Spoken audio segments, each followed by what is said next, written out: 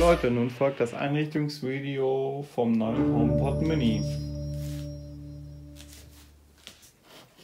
Packen wir hier in die Mitte und dann zeige ich euch mal, wie es geht.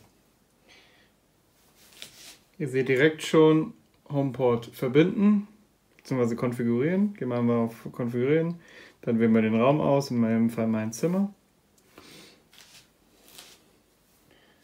Dann fragt er nach Apple Music, das möchte ich jetzt nicht. Ich drücke auf Jetzt nicht, das ist ein bisschen hell. Moment, machen wir mal ein bisschen dunkler. Und gehen auf Jetzt nicht. Dann gibt es verschiedene Fragen, die man machen kann, wie Nachrichten vorlesen, Termine, bestimmte Nachrichten und auch Anrufe. Gehen auf Aktivieren. Dann Nutzungsbedingungen akzeptieren, müsst ihr in dem Fall akzeptieren. Dann Einstellungen übertragen. Dann seht ihr hier das Kamerabild und hier ist ja der Kringel, ähnlich wie bei der Apple Watch, und das haltet ihr einfach drüber. Dann seht ihr, es wird grün. Jetzt kommt kurz ein Signalton. Blub und Hallo, ich bin grüner Siri. Haken. Willkommen beim HomePod. Du siehst es zwar nicht, aber ich winke gerade.